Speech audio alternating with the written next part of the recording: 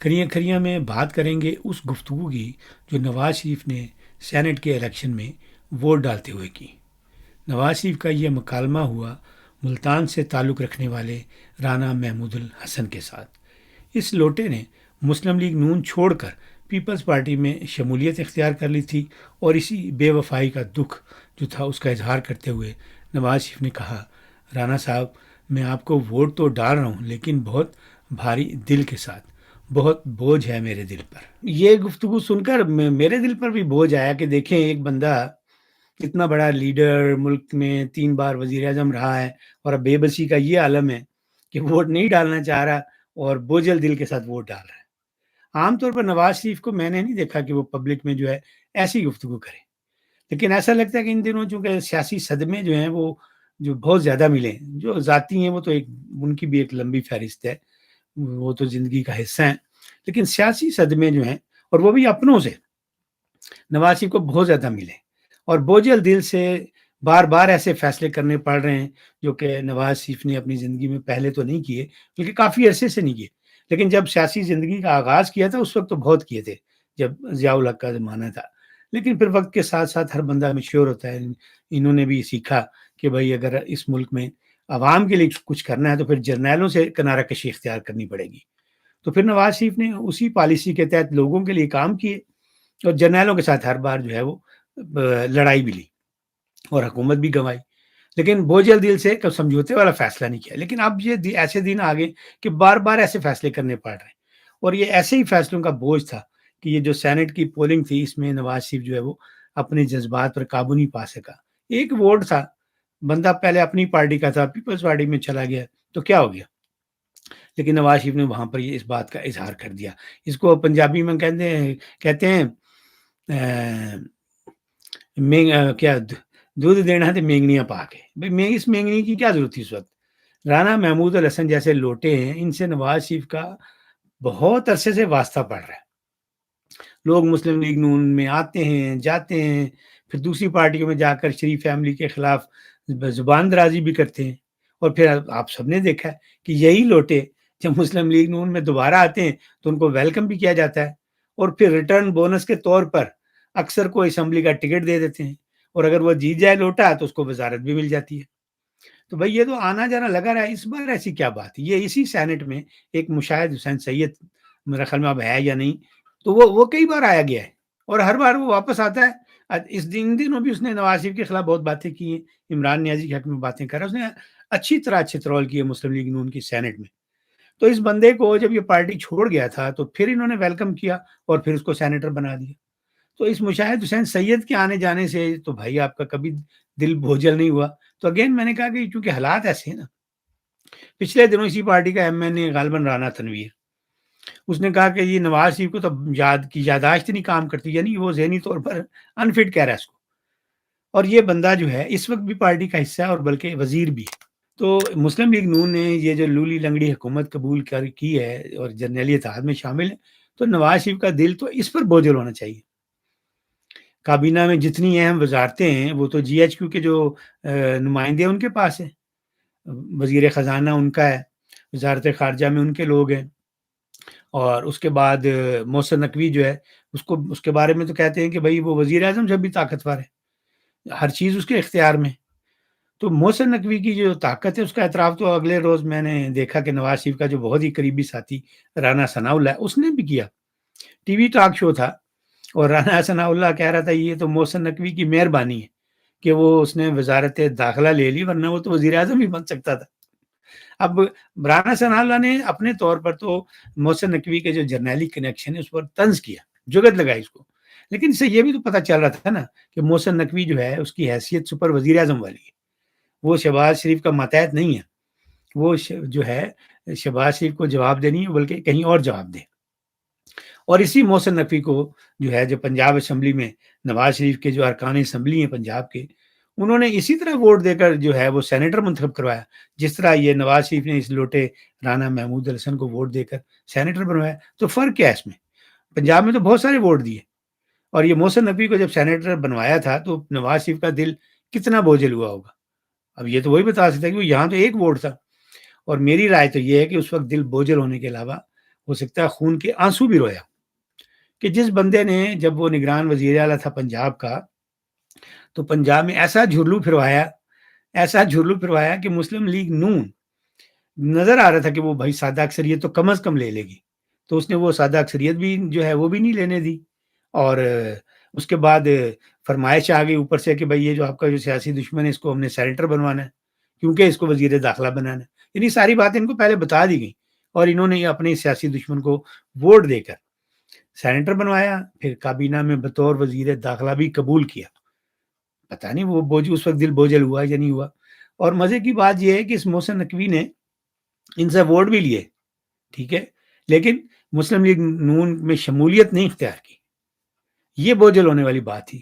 کہ وہ لوٹا جو تھا وہ تو گیا، وہ پیپلز پارٹی کے بہاف پہ آپ سے ووٹ لے رہا تھا، اپنی ذاتی کیپیسٹی میں نہیں لے رہا تھا۔ محسن نقوی تو آپ سے ذاتی کیپیسٹی میں ووٹ مانگ رہا ہے، کم از کم آپ یہ تو اصرار کرتے کہ بھائی پہلے ساڑی پارٹی سے شامل ہو۔ اب نواز شریف جو ہے وہ ہمارے پاکستان بلکہ اس خطے کا سب سے زیادہ تجربہ کار سیاستدان ہے، پاپولیرٹی بھی بہت ہے، 3 بار وزیر اعظم رہ چکا ہے۔ یہ وقت نہیں کہ بوجھل دل کے ساتھ یہ ووٹ ڈالے، وقت یہ ہے کہ یہ شہباز شریف نے جو کچھ کیا ہے، جو اس کی یہ جو بالکل ڈیمیجنگ جو ایک اسٹریٹجی تھی پولیٹیکل، اس سے اب آپ کو کنارہ کشی اختیار کرنی ہے، بوجھل دل کے ساتھ اس کے ساتھ نہیں چلنا۔ شہباز شریف نے جو اپنے چند اس کے جو مسلم لیگ چین والے لوگ ہیں ان سے مل جل کر جو غلط فیصلے کیے ہیں وہ بہت نقصان دہ ہے، ان سے پاکستان کو بھی نقصان ہوا اور مسلم لیگ نون کو بھی ہوا۔ اب آپ کو ان غلط فیصلوں سے پیچھے ہٹنا چاہیے، اور یہ شہباز شریف نے ریاست بچانے کے نام پہ جو بھی کیا ہے تو اس نے ان تمام لوگوں کا دل بوجھل کر دیا ہے۔ صرف نواز شریف کا دل بوجھل نہیں ہوا، سارے ان لوگوں کا دل بوجھل ہو گیا جو میری طرح یہ سمجھ رہے تھے کہ بھائی نواز شریف تو اب نظریاتی ہو گیا، اب یہ کہ جو ہے سیاسی جرنیلوں سے کبھی سودے بازی نہیں کرے گا، ووٹ کی عزت جو ہے اس کو بحال کر کے رہے گا، اب اس کی سیاست عوام اور صرف عوام کے لیے ہوگی۔ لیکن نواز شریف نے شہباز شریف کی جو بوٹ پالش اور بوٹ کو عزت دو والی سیاست تھی اس کو قبول کر کے اس پارٹی کو عوام میں جو ہے وہ غیر مقبول کر دیا۔ تو شہباز شریف نے جو سیاست کے بدلے یہ جو ریاست بچانے والا پروجیکٹ لانچ کیا تھا وہ پارٹی کے لیے کسی بھی طور اچھا ثابت نہیں ہوا، مسلسل اس سے نقصان ہو رہا ہے۔ ریاست تو کسی حد تک آپ کہہ سکتے ہیں بچ گئی، لیکن اس پروجیکٹ نے عمران نیازی کی جو سیاست تھی جو ختم ہو چکی تھی اس کو بھی بچا لیا، پھر وہ جو وینٹیلیٹر والی تھی اس کو پھر زندہ کر دیا۔ اسی ریاست بچاؤ منصوبے کی وجہ سے وہ لوگ بھی پہلے سے زیادہ مضبوط ہو گئے جنہوں نے پاکستان کی سیاست میں اس عمران نیازی کو جو ہے متعارف کروایا اور پھر حکومت دلوائی۔ پاکستانی ریاست کے ان مالکان کا جو ریاست پر یہ جو شکنجہ ہے یہ جو پہلے سے زیادہ مضبوط ہوا ہے، تو اس میں بھی جو ہے شہباز شریف جو ہے اسی کا سارا کردار ہے۔ شہباز شریف کی بدولت ہی قبضہ گروپ کی سیاست میں جو مداخلت ہے وہ پہلے سے کہیں زیادہ ہو گئی اور بہت ان کا ہولڈ ہو گیا۔ اور آپ اس وزارت جو ہے کابینہ موجودہ اس کو دیکھ لیں اور مسلم لیگ کی پہلی جو کابینہ ہے ان کو دیکھیں تو کسی بھی کابینہ میں آپ کو جرنیلی کوٹے پر اتنے وزیر نظر نہیں آئیں گے جتنے اس وقت ہیں،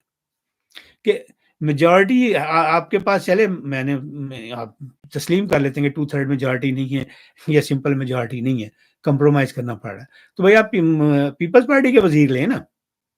آپ استحکام پاکستان آپ کے پاس جتنے سیاسی جو آپ کے حلیف ان سے لیں، آپ جرنیلوں کے بندوں کو کیوں لا رہے ہیں؟ یہ وزیر خزانہ کہاں سے ٹپک پڑا؟ یہ محسن نقوی کیوں آ گیا وزیر داخلہ بن کر؟